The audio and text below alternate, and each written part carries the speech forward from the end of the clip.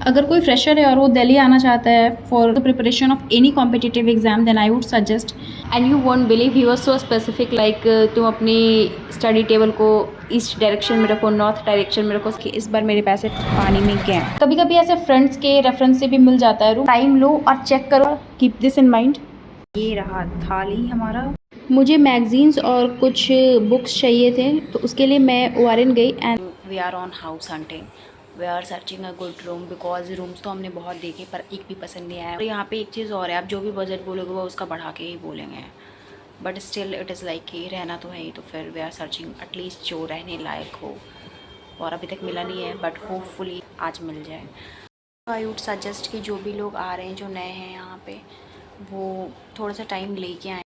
Hello people, how are you all? I hope you are doing good and I welcome you all on our YouTube channel Let's Complete UPSC। Delhi आने के बाद सबसे पहला हमारा यही routine सा हो गया था कि सुबह निकलना है, कुछ भी ऐसे हल्का फुल्का ब्रेकफास्ट करना है। वैसे आई नो कि ये ब्रेकफास्ट हमारा अभी जो कचौड़ी और ब्रेड पकौड़े हैं बहुत ऑयली था, बट स्टिल जो मिलता है बाहर में हम खा लेते हैं, एक दो दिन के लिए तो मैनेज कर ही लेते हैं।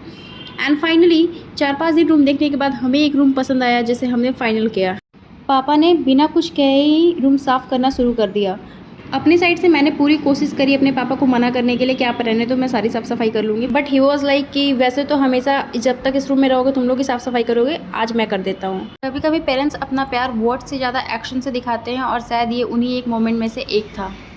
रूम की क्लीनिंग के बाद हम विशाल मेगा मार्ट चले गए थे और वहाँ से जो जो कुछ बेसिक चीज़ें थी वो लेके आए, और फिर मैं और मेरी सिस्टर दोनों डिसाइड करने में लगे कि हमारी बेड किस तरफ होगी, अलमारी किस तरफ होगी। My father was also suggesting कि कौन सी चीज़ें कहाँ रखनी चाहिए। And you won't believe he was so specific, like तुम अपनी स्टडी टेबल को ईस्ट डायरेक्शन में रखो, नॉर्थ डायरेक्शन में रखो, समथिंग लाइक दैट। हाँ आई नो डायरेक्शन कोई भी हो, पढ़ना आपको ही है, दैट्स अ डिफरेंट थिंग।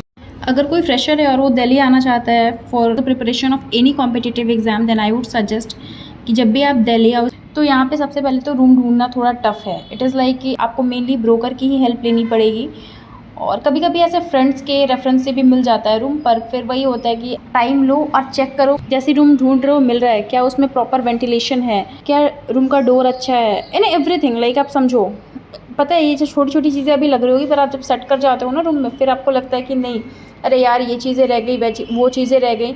और जैसे ही आप रूम फाइनल करते हो और जैसे ही आप पेमेंट देते हो, सिक्योरिटी डिपॉजिट कर देते हो, फिर बाद में अगर आप कुछ भी बोलो तो माइट भी ऐसा हो सकता है कि आपके ओनर उस चीज़ को नहीं सुने, he might ignore that. So it's always better कि आप पहले से अपनी प्रेफरेंस को देखो और आप उस रूम में रह सकते हो नहीं रह सकते हो डिसाइड करो। बिकॉज अगर आप बाद में ये करते हो तो आपकी एक तो कोई ब्रोकरेज वेस्ट चली जाएगी, फिर से शिफ्टिंग करना, सारा सामान लेके जाना, फिर कहीं और रखना, शिफ्ट करना बहुत टफ होता है। सो या कीप दिस इन माइंड।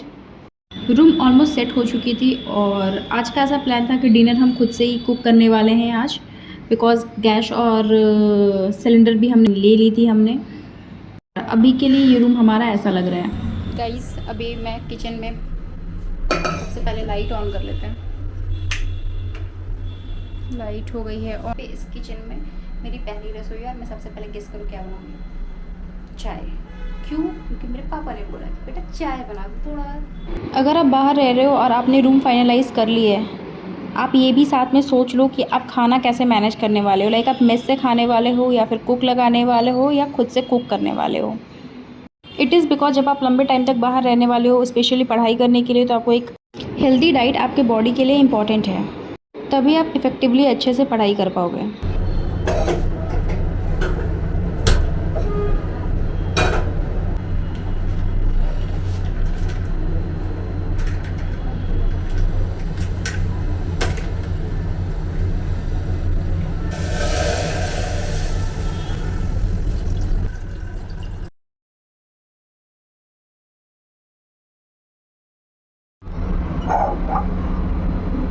जी मेरी सिस्टर को जो कप मिला हुआ था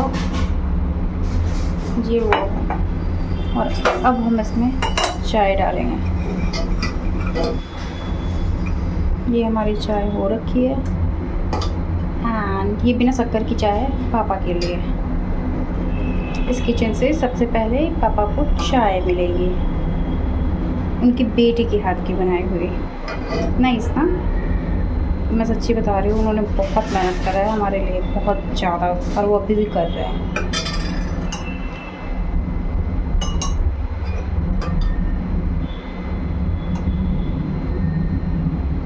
तो यार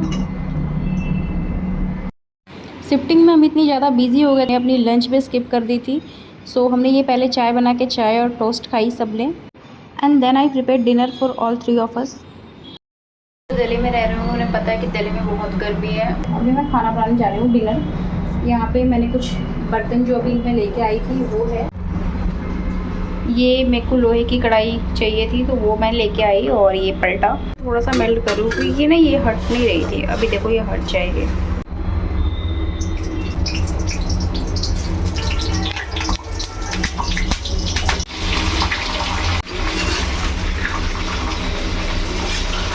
तो यहाँ पे मैं रोटियाँ बना रही हूँ और यहाँ पे मैंने भुजिया भी बना लिया है, और ये रहा थाली हमारा। हमें यहाँ पे सेटल करवाने के बाद my father went to our home town. और हाँ, मैं एक चीज़ बता दूँ दैट ये जो वीडियोस है वो 4, 5, 6 दिन के हैं, जिसको मैंने एक साथ कंबाइन करके ब्लॉग में डाला हुआ है। मुझे मैगज़ीन्स और कुछ बुक्स चाहिए थे, तो उसके लिए मैं ओआरएन गई, एंड देन वहाँ से बुक्स और मैगज़ीन्स लेके से ही मैं अपने रूम पे गई। What I saw was like, आप आगे देखोगे वीडियो में, मुझे लगा कि इस बार मेरे पैसे पानी में गए। देखो जब हमने रूम फाइनल कर लिया, आज बारिश हुई, and here what we are seeing, ये बारिश का पानी हमारे रूम के अंदर आ रहा है। अगर मैं मैट हटा के दिखाऊं, जस्ट लुक एट दिस। और ये पानी, ये देख रहे हो आप। और जब हमने ली थी, हमने उनसे कंफर्म करा था कि भैया कभी बारिश की पानी आती तो नहीं है ना अंदर, और उस टाइम बारिश हो नहीं रही थी कि हम खुद से चेक करें। उन्होंने साफ साफ बोला कि नहीं नहीं मैडम, बारिश यहाँ पे पानी अंदर रूम के अंदर नहीं आएगी।